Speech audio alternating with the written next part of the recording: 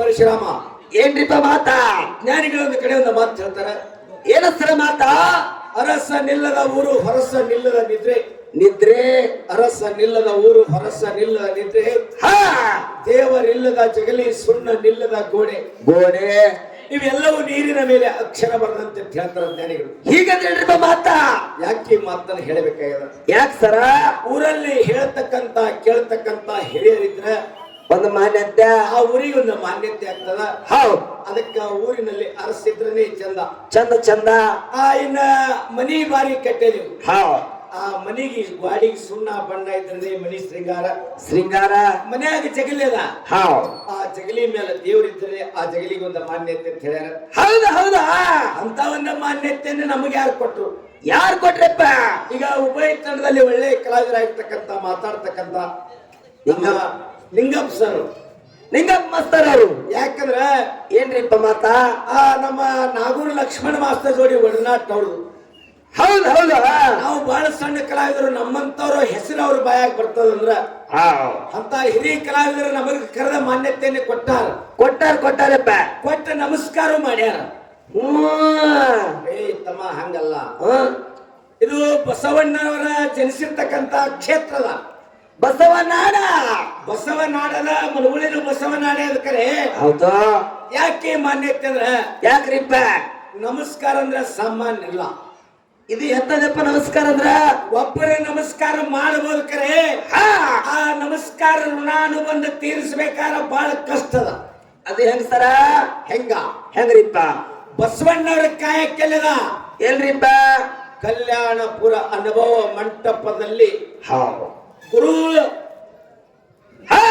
ಅಲ್ಲಂಪ್ರು ಗುರುವಿನನ್ನ ಮಾಡಿಕೊಂಡು. ಹೌದು.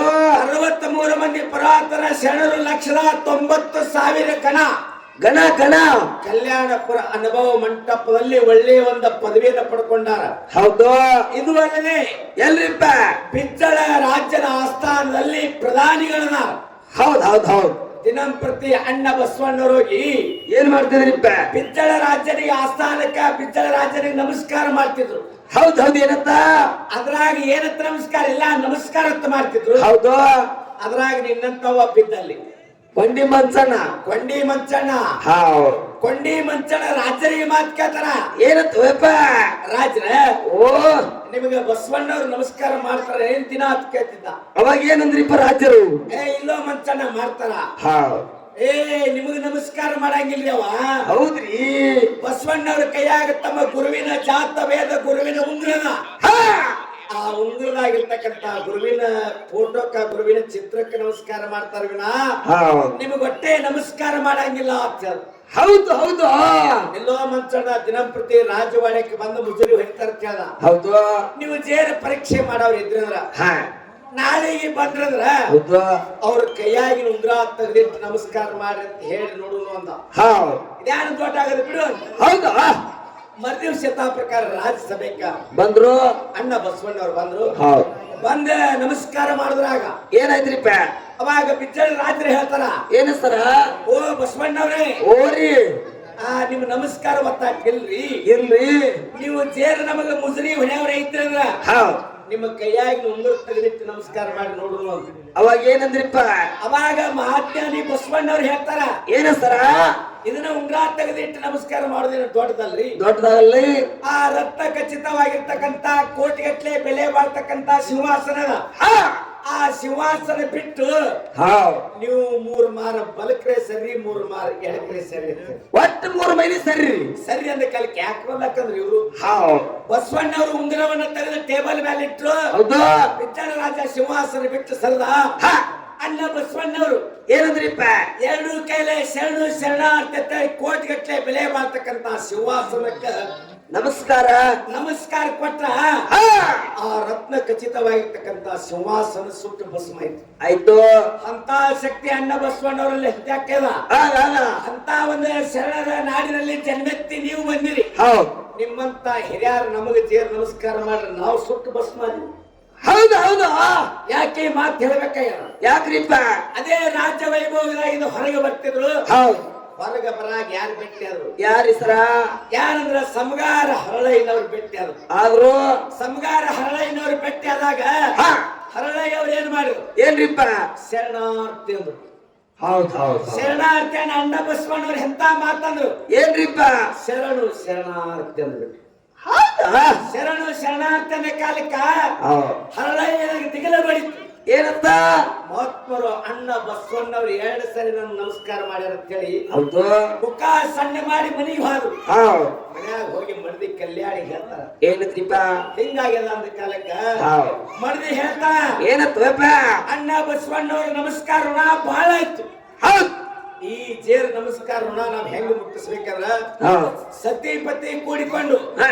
ತೊಡೆಯ ಚರ್ಮವನ್ನು ತೆಗೆದು ಹೌದ್ ಅಣ್ಣ ಬಸವಣ್ಣವರಿಗೆ ಚಪ್ಪಲು ತಯಾರು ಮಾಡುತ್ತೇವೆ. ಹೌದು ಸತಿ ಪತಿಗಳ ತಮ್ಮ ತೊಡೆ ಚರ್ಮವನ್ನು ತೆಗೆದು ಒಳ್ಳೆ ಪಾದರಕ್ಷೆಗಳನ್ನು ಮಾಡಿದ್ರು ಆ ಪಾದರಕ್ಷೆಗಳನ್ನು ತಯಾರು ಮಾಡಿ ಹೌದ್. ಅಣ್ಣ ಬಸವಣ್ಣವ್ರಿಗೆ ಕೊಡ್ಬೇಕಂತಾರಿ ಹಾ. ಹರಳೆಯನವರು ಪಾದರಕ್ಷೆಗಳನ್ನು ತಲೆ ಮೇಲೆ ಇಟ್ಕೊಂಡು ರಾಜ್ಯ ಮಾಡಿದಾಗ ಕಾಯ್ದು ಹೋಗಿದ್ರು. ಹೊಕ್ಕಿದ್ರು ಅವಾಗ ಕೊಂಡಿ ಮಂಚನ ಬಂದೆ ಏನಂತ ಏ ಓ ಹರಳೆಯ ಓ ಒಳ್ಳೆ ಪಾದರಕ್ಷೆ ಬಹಳ ಚಲೋ ಮಾಡಿಲ್ಲ ಯಾರಿಗೆ ರಾಜರಿಗೆ ಮಾಡಿ ಅಂತ ಕೇಳದ. ಹೌದು ಅವಾಗ ಹೇಳಿದ್ರಿಪ್ಪ ಇವು ರಾಜರಿಗೆ ಅಲ್ರಿ ಹೌದ್ರಿ ಬಸವಣ್ಣಪ್ಪ ಅವ್ರಿಗೆ ಅಂದ್ರು. ಹೌದ್ ಏ ಬಸವಣ್ಣಪ್ಪ ಯಾಕೋ ನಮ್ಮ ರಾಜ್ಯದ ಪ್ರಧಾನಿ ಹೌದ್ ನಮ್ಮ ರಾಜ್ಯ ಸಿಂಹಾಸನ ಇರ್ತಕ್ಕಂತ ಬಿಜ್ಜಳ ರಾಜನಾನ ಅದಾನ ಅವನಿಗೆ ಒಯ್ದು ಕೊಡುತ್ತೆ. ಹೌದ್ ಇವು ಅವ್ರಿಗೆ ನಡೆಯಂಗಿಲ್ಲ ಇರ್ತಿದ್ರು. ಹೌದ್ ಆ ಸಮಯದಾಗ ಹೌದ್ ಏನಾಯ್ತು ಏನ್ರಿಪ್ಪ ಕೊಂಡಿ ಮುಂಚಣ ಹೊಡ್ಕೊತ ಬಂದ ಬಿಜ್ಜಳ ರಾಜ ಹೇಳ್ತಾನ ಏನಂತ್ರಿಪ್ಪ ಹರಳಯ್ಯ ಓ ರಾಜ್ಯ ಮಾಡಿದಾಗ ಒಳ್ಳೆ ಪಾದರಕ್ಷಣೆ ಮಾಡ್ಕೊಂಡ್ ಹೊಂಟಾನ್ರಿ. ಹೊಂಟನ್ರಿ ಅಂತ ಪಾದರಕ್ಷೆ ರಾಜರು ನೀವೇ ಮಾಡಬೇಕು. ಹೌದ್ ಅವ ಎಷ್ಟು ಬೇಡ್ತಾನ ಅಷ್ಟು ಹಣ್ಣು ಕೊಟ್ಟು ತಗೊಂಡು ಬರ್ರಿ ಅಂತ. ಹೌದ್ ಆ ಕೊಂಡಿ ಮಂತ್ರನ ಮಾತು ಕೇಳಿ ಬಿಜ್ಜಳ ರಾಜ ಹೋದ ಹೋಗಿರಿಂದ ಹಾ ಈ ಪಾದರಕ್ಷೆ ನನ್ನ ಕೊಡುತ್ತಿದ್ದ. ಹೌದ್ ಈ ಪಾದರಕ್ಷೆ ನೀನು ತಕ್ಕಂಗಿಲ್ಲ ಅಂದ ಕಾಲಕ್ಕ ಹಾ ಅವಾಗ ಹೇಳ್ತಾರ ಏನಂತ್ರಿಪ್ಪ ಇದ್ರ ಬೆಲೆ ಎಷ್ಟು ತಗೋತೇಳಿ ಹೊರಗೆ ಇರ್ತಾಕಿತ್ತ ಎಷ್ಟೋ ದುಡ್ಡಿನ ಚೀಲಗಳನ್ನು ಒಗೆದ್ರು. ಹೌದು ಒಗದ ಅವನ ತಲೆ ಮೇಲೆ ಇರ್ತಕ್ಕಂತ ಪಾದರಕ್ಷೆಗಳನ್ನು ತೆಗೆದುಕೊಂಡು ಹೌದ್ ಯಾರು ಬಿಜ್ಜಳ ರಾಜ ತನ್ನ ಪಾದ ಮ್ಯಾಗ ಮೆಟ್ಟ ಹಾ. ಮೇಲೆಲ್ಲ ಉರುಪು ಬಿಡ್ತೇನೆ ನಾಪ್ತೇ ಬಂದ್ರು. ಹೌದಾ ಉರುಪು ಬಿಟ್ಟ ಕಾಲಕ್ಕೆ ಉರಿ ಉರಿ ಉರಿ ಅಂತೇಳಿ ಓಣ್ಯಾಗೆಲ್ಲ ಓಣ್ಯಾಡಕತ್ತ. ಉರ್ದ ಅವಾಗ ಎಲ್ಲಾ ಕಲ್ಯಾಣಪುರದ ಎಷ್ಟು ವೈದ್ಯರು ಬಂದ್ರು. ಹೌದ್ ಅಂದ್ರೆ ಎಷ್ಟೋ ವೈದ್ಯರು ಬಂದು ಎಷ್ಟೋ ಪರೀಕ್ಷೆ ಮಾಡಿದ್ರು ಕೆಲಸ ಆಗ್ಲಿಲ್ಲ. ಆಗ್ಲಿಲ್ಲ ಏ, ನೋಡಿ. ಅವಾಗ ಎಷ್ಟೋ ಪರೀಕ್ಷೆ ಮಾಡಿದ್ರು ಕೂಡ ಹೌದ್ ಇವರು ರೋಗ ತಿಳಿಲಿಲ್ಲ.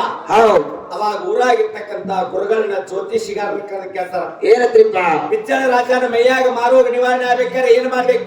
ಏನ್ರಿ ಸರ ಅವಾಗ ಜ್ಯೋತಿಷರು ಹೇಳ್ತಾರ ಏನಂತ್ರಿಪ್ಪ ಏನ್ ಹೇಳ್ತಾರಂದ್ರ ಏನ್ರಿ ಸರ ಬೇಡತ್ತೀರಿ ಆಯ್ತು ಎಲ್ಲ